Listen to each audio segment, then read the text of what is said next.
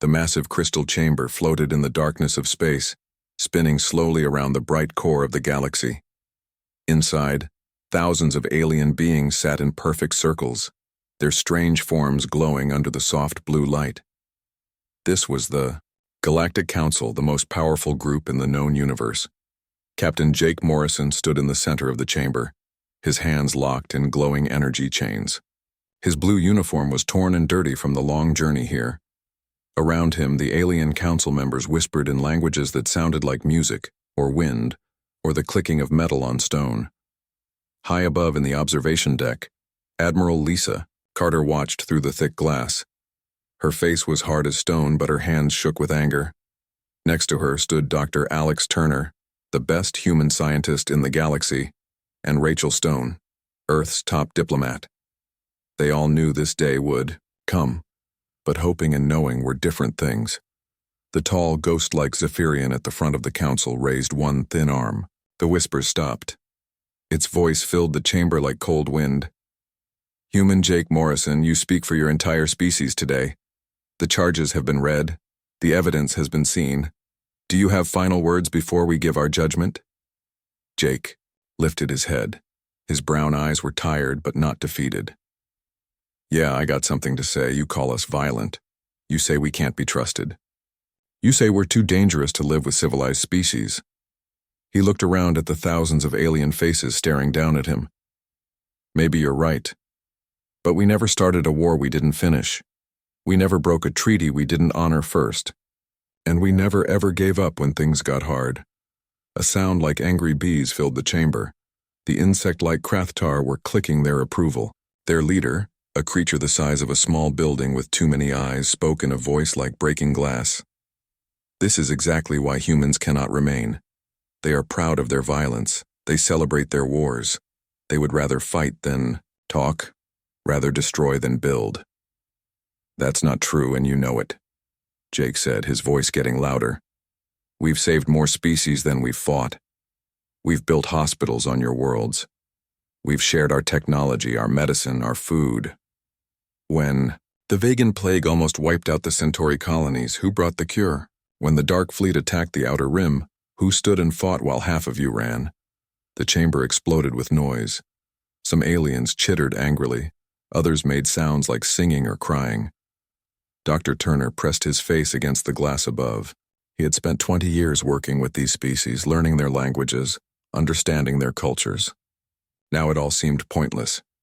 The Zephyrian leader raised both arms for silence. When quiet returned, its voice was final as death. "The Galactic Council has made its decision.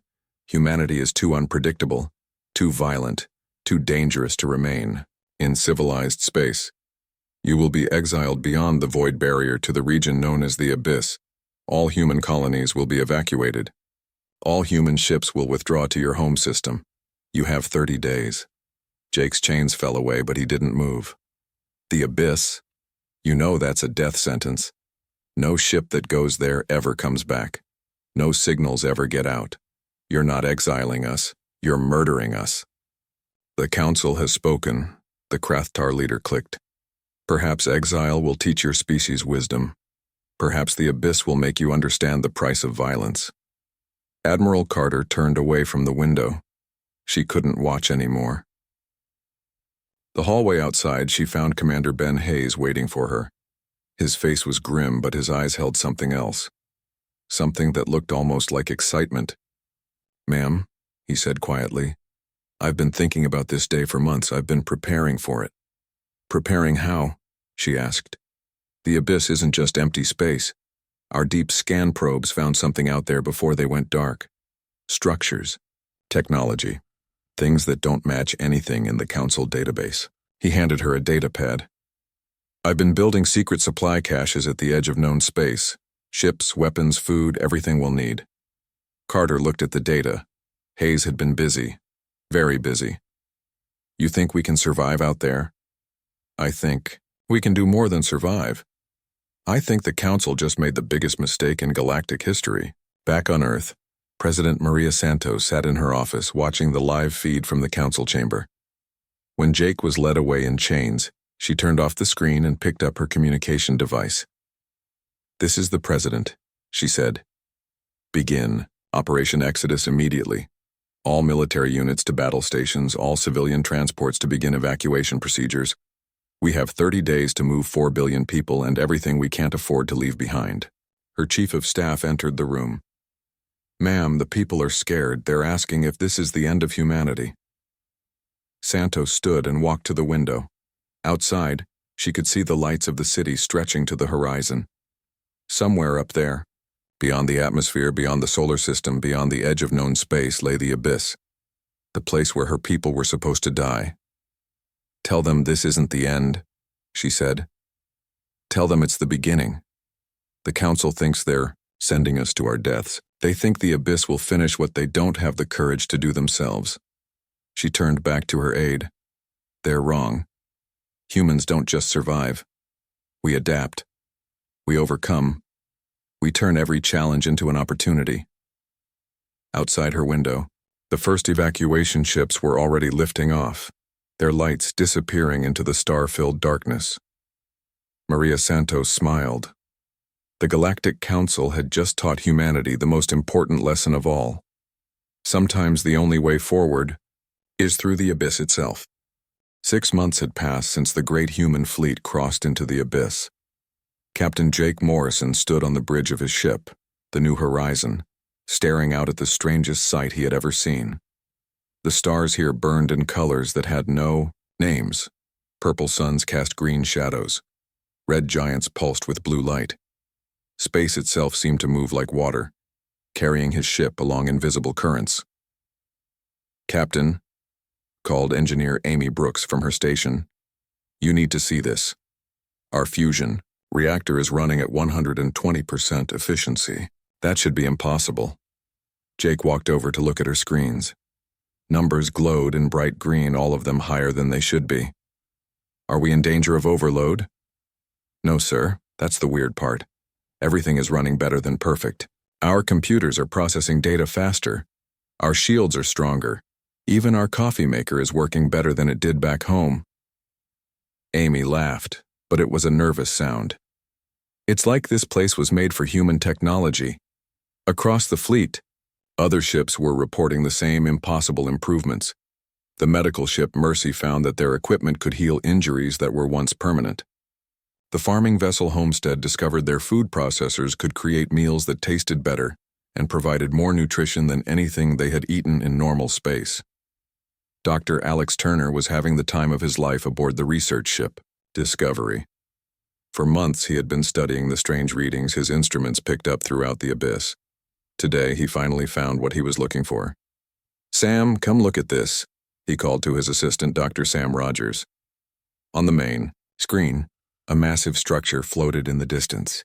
It was bigger than a moon, covered in patterns that hurt to look at directly. "It's artificial. Someone built this thing." Sam stared at the readings scrolling across his screen. "The energy signatures don't match anything in our database.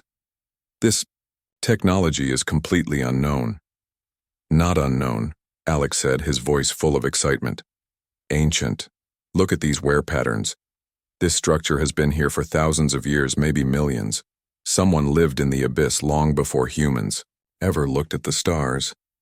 The Discovery moved closer to the massive structure. As they approached, lights began to flicker along its surface as if it was waking up after a long sleep. Alex felt his heart racing.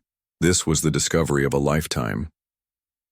Meanwhile, on the agricultural ship Homestead, botanist Kelly Price was making her own amazing discovery. She stood in the main growing bay surrounded by plants that should not exist. The tomatoes were the size of melons.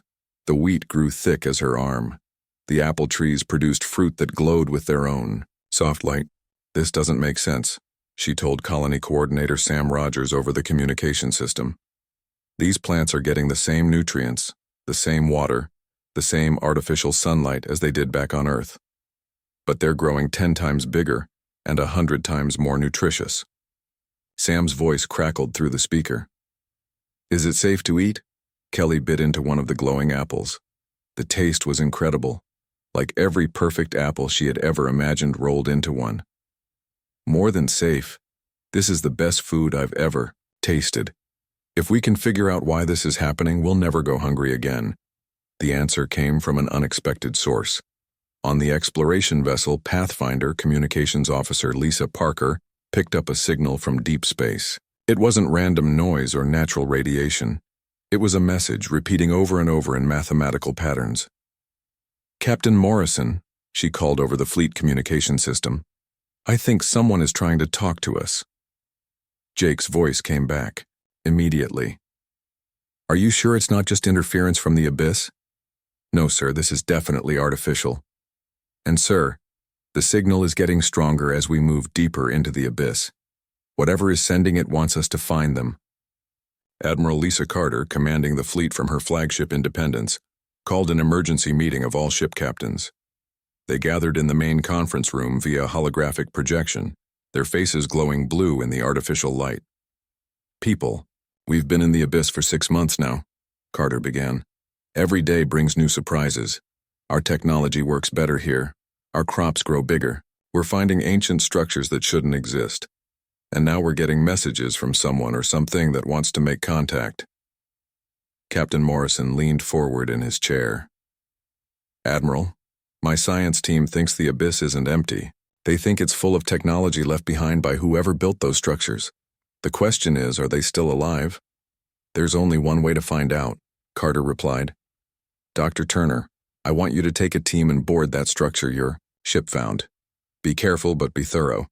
If there's anyone home, we need to know if they're friendly." Dr. Turner nodded. "Yes, ma'am. We'll launch the landing party within the hour." As the meeting ended, Carter remained in her chair, thinking about everything that had happened since the exile. The Galactic Council had sent them here to die.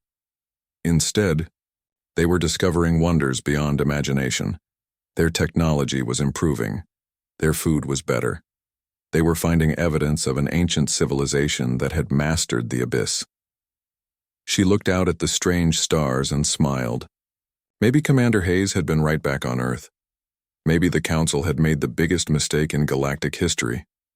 They thought they were sending humans to their deaths. Instead, they might have given humanity the keys to power beyond their wildest dreams.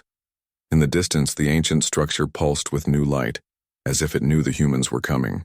Dr. Alex Turner stepped through the airlock and into the ancient structure. His breathing was loud inside his helmet as he looked around the massive hall.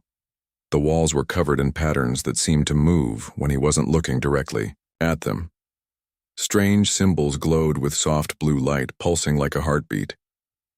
"This place is incredible," he whispered into his radio. Behind him, his team of 5 scientists spread out, taking readings and pictures. The structure was huge, bigger than any human city. They had been exploring for 3 hours and had barely seen a tiny part of it. "Dr. Turner," called his assistant, Dr. Nina Park. "Over here.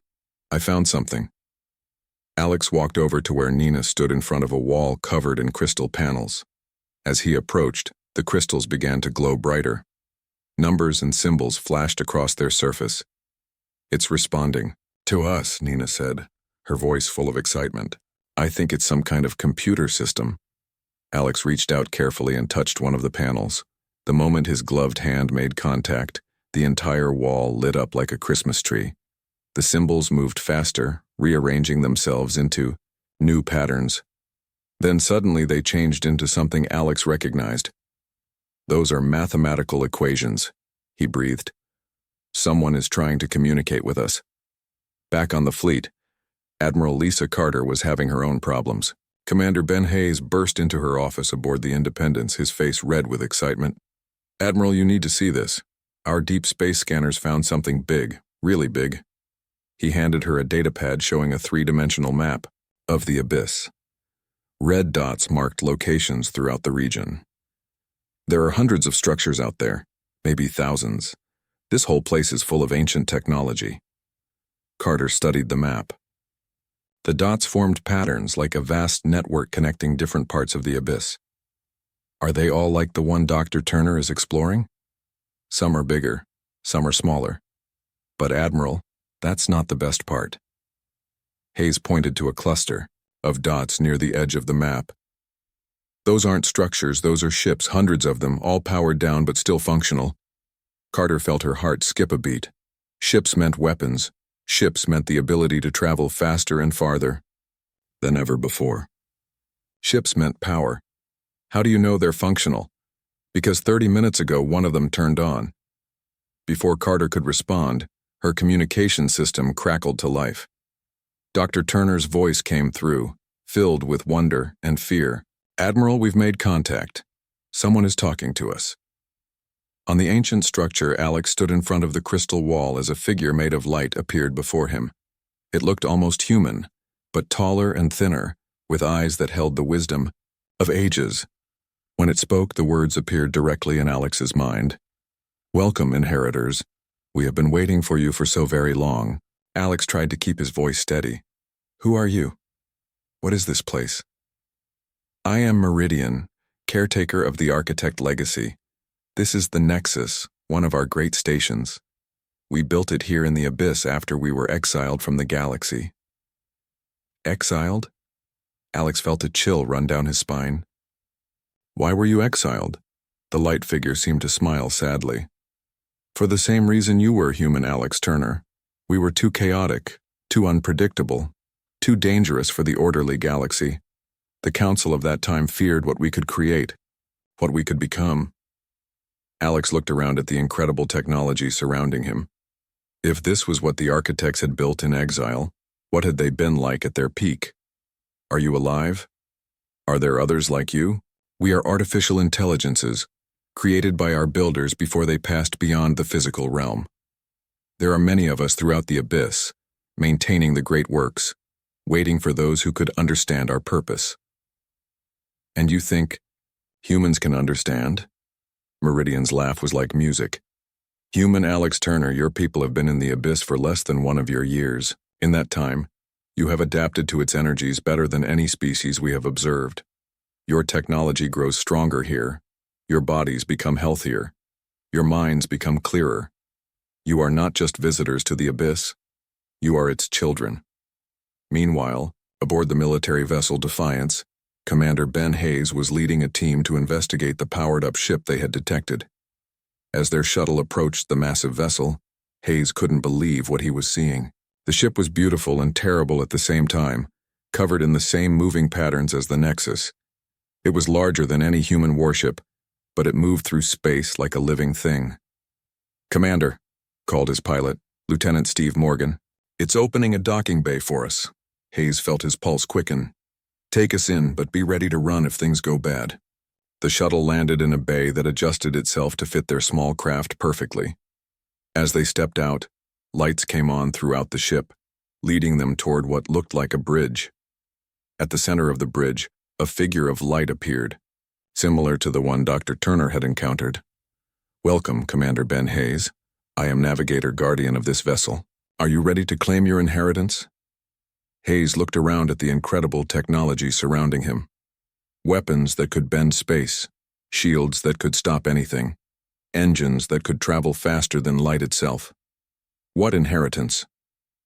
The inheritance of the exiled. The architects left all of this for those who would come after, for those who, like us, were cast out for being too powerful, too dangerous, too free. Back on the Nexus, Dr. Turner was learning the full scope of what humanity had stumbled into.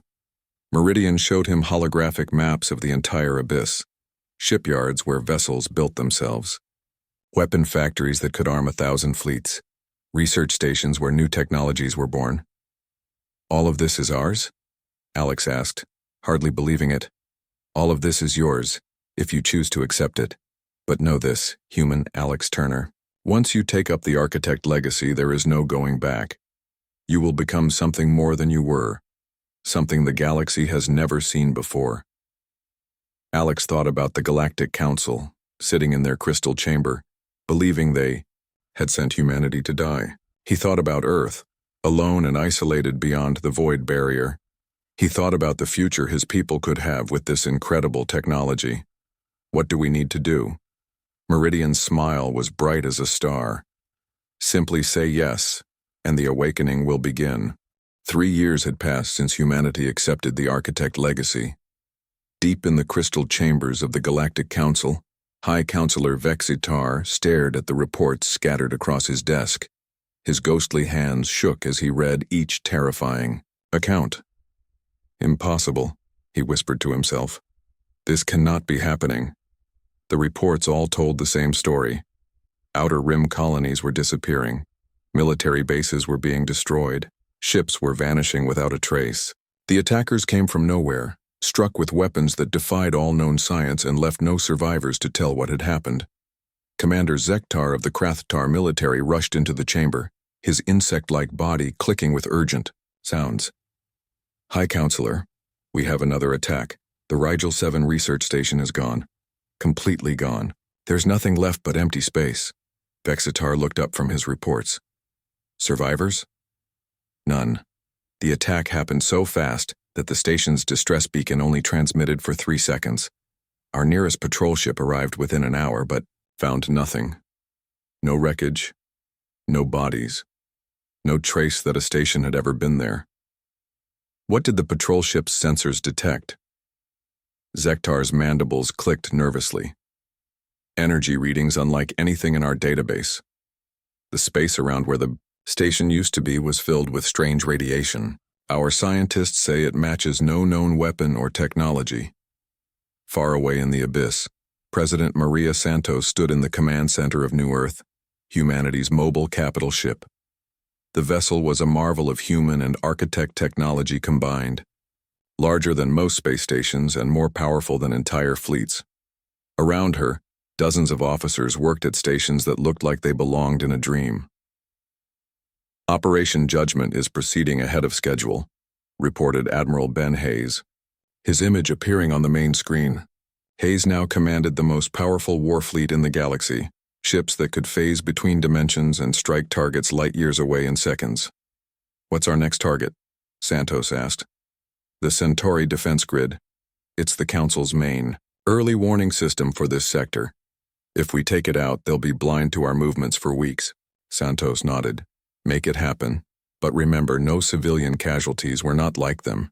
We don't kill innocents. Hayes saluted. Understood, Madam President. The Retribution will lead the strike. Captain Jake Morrison stood on the bridge of his flagship, watching as his crew prepared for the attack. The Retribution was no longer the simple exploration vessel it had once been. Architect technology had transformed it into something that could bend reality itself. Its hull was covered in patterns that hurt to look at directly. Its weapons could tear holes in space and time. Captain, called his tactical officer, Lieutenant Colonel Steve Morgan. We're approaching the target. Dimensional phase drive is ready. Jake nodded. Take us in. Remember, we hit fast and hard, then we're gone before they know what happened. The Retribution and its escort ships vanished from normal space, traveling through dimensions that had no names. Seconds later, they appeared inside the Centauri defense grid, their weapons already firing. The massive space stations that formed the grid's backbone exploded one by one, their shields useless against weapons that attacked from inside their own structure. The attack lasted less than 5 minutes. When it was over, the entire defense grid was gone, and the human ships had vanished back into the dimensional void. The only thing left behind was the strange radiation that marked the passage of architect technology. Back on the Council world, emergency sessions were being called every few hours. High Counselor Vexitar stood before the assembled representatives, his usually calm voice cracking with stress. Fellow counselors, we face a threat unlike any in our history. The attacks on our outer colonies and military installations show a level of technological advancement that we cannot match. Our greatest scientists cannot even identify the weapons being used against us. The massive Krathtar Queen clicked her displeasure. You speak as if we do not know who our enemy is. These attacks began shortly after we exiled the humans. This is clearly their doing. Impossible, said Counselor Mordan of the silicon-based Crystalline Empire. We sent the humans beyond the void barrier. No species has ever returned from the abyss. The humans are dead. Vexitar activated a holographic display showing the pattern of attacks. Then explain this. Every attack has occurred along the border. between our space and the abyss. The energy signatures are completely unknown to us, but they match readings we took from the void barrier itself. A new voice spoke from the shadows at the edge of the chamber. Elder Quintal, oldest member of the council, rarely spoke during sessions. When he did, everyone listened. "I have seen these energy patterns before," the ancient being wheezed. "Long ago, before most of you were born, there was another species we exiled to the abyss. They called themselves the Architects. They were too dangerous, too unpredictable. We thought exile would end the threat they posed." The chamber fell silent. Vexitar's ghostly form seemed to grow more transparent. "What happened to them?" "They vanished into the abyss and were never seen again. But before they left, they swore they would return. They said exile would not destroy them, but make them stronger." Quintal's ancient eyes fixed on the holographic display. "I believe the humans have found them." In the abyss, Admiral Lisa Carter stood in the command center of her flagship, the Apocalypse. The massive dreadnought was the most powerful ship ever built, a fusion of human engineering and architect science that could manipulate space and time itself. "Admiral," called her communications officer, "we're receiving a transmission from the Council Worlds. They're trying to open negotiations." Carter smiled coldly. "After 3 years of attacking us, now they want to talk? What do they want?" "They're offering to discuss ending our exile. They say they're willing to negotiate new terms for humanity's return to the galaxy." "Tell them we're not interested in returning," Carter replied. "We have a new home now, a better home, and soon we'll have a new galaxy to go with it." The officer looked confused. "Ma'am?" Carter turned to look out at the strange stars of the abyss, where human ships moved like ghosts through dimensions the Council couldn't even imagine. "Tell them that humanity appreciates their offer, but we're no longer the species they exiled. We've become something new, something they made us become." She activated the fleet-wide communication system. "All ships, this is Admiral Carter. Prepare for the final phase of Operation Judgment.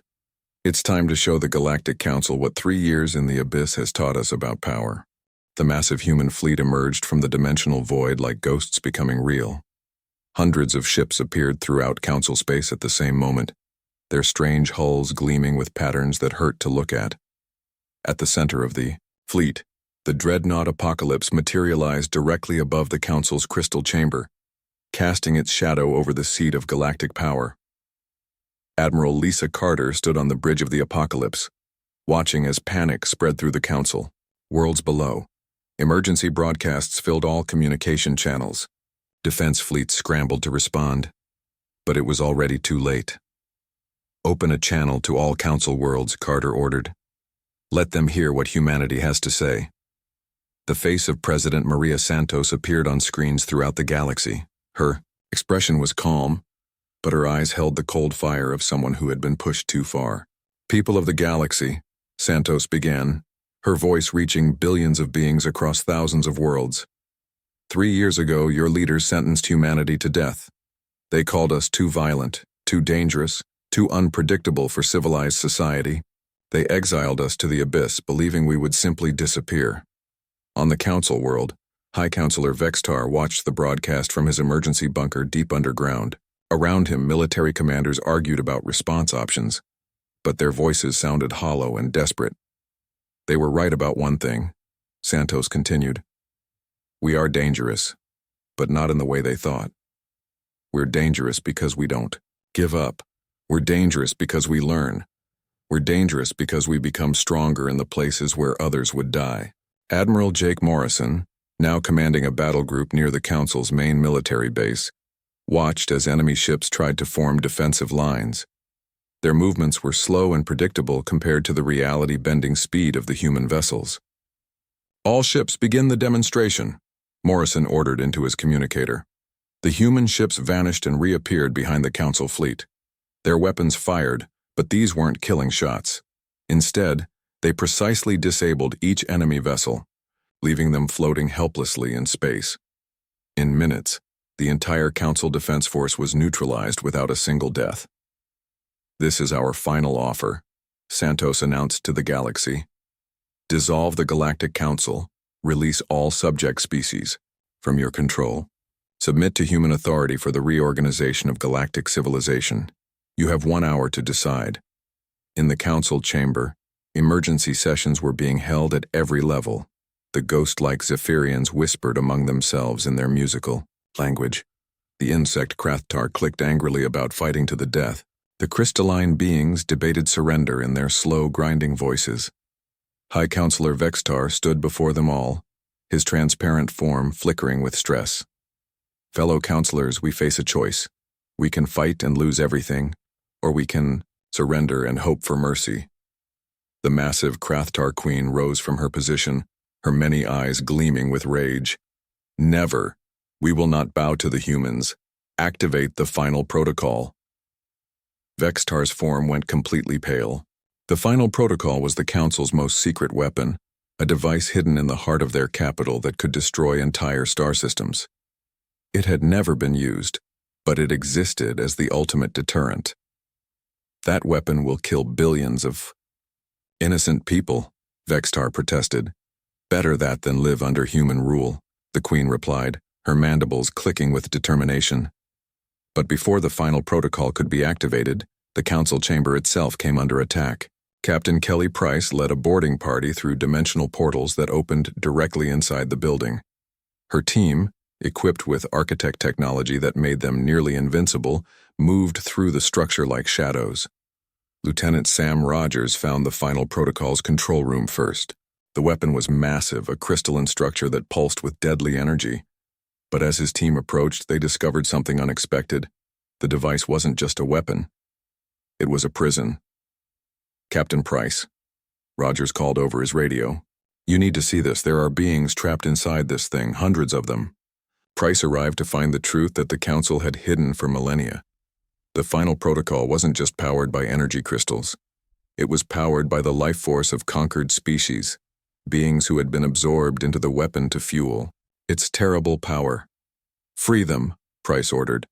All of them. As Rogers and his team worked to release the trapped beings, alarms began sounding throughout the Council structure.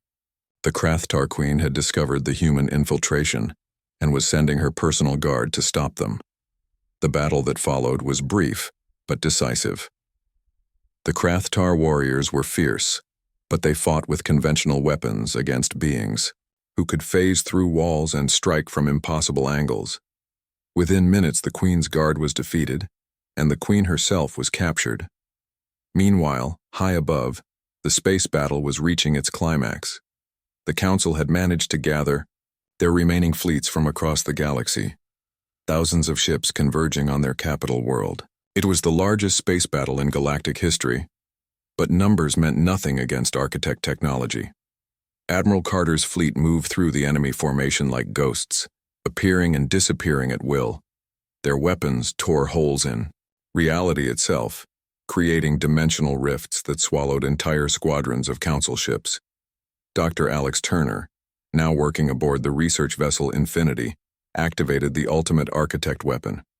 Space itself began to collapse around the Council fleet, creating a pocket of compressed reality that trapped the enemy ships without destroying them. This is Admiral Carter to all Council forces, Carter announced over the emergency frequency. Your leaders have fallen. Your superweapon has been disabled. Your fleets are captured. Surrender now, and you will be treated fairly under the new order. One by one, the surviving Council ships powered down their weapons and surrendered. The Great Galactic Council, which had ruled the galaxy for thousands of years, had fallen in a single day. President Santos stood in the former Council chamber, now surrounded by the freed beings who had been trapped in the final protocol. They represented dozens of species that the Council had conquered and absorbed over the centuries. The Galactic Council is dissolved, Santos announced to the assembled crowd. In its place, we establish the human hegemony, a federation of free worlds where all species are equal partners, not subjects. She looked around at the diverse group of beings before her. We offer membership to any species willing to embrace the principles of freedom, innovation, and mutual respect. Together we will build a galaxy where no one is exiled for being different. Elder Quintal, the ancient council member who had warned of the architect's return, approached Santos with, "Slow, careful steps. What of those who opposed you? What of those who voted for your exile?" Santos smiled, and for the first time in years, it was a warm expression rather than a cold one. The same mercy we would have wanted for ourselves, the same chance to prove that people can change, can grow, can become better than they were. The story ended where it began, in the crystal chamber above the galactic core. But now it was filled with representatives of hundreds of free species, working together to build something new. And somewhere in the distance, young human explorers continued to push into the unknown regions of the abyss, carrying forward the endless human drive to explore, to discover, and to become more than anyone thought possible.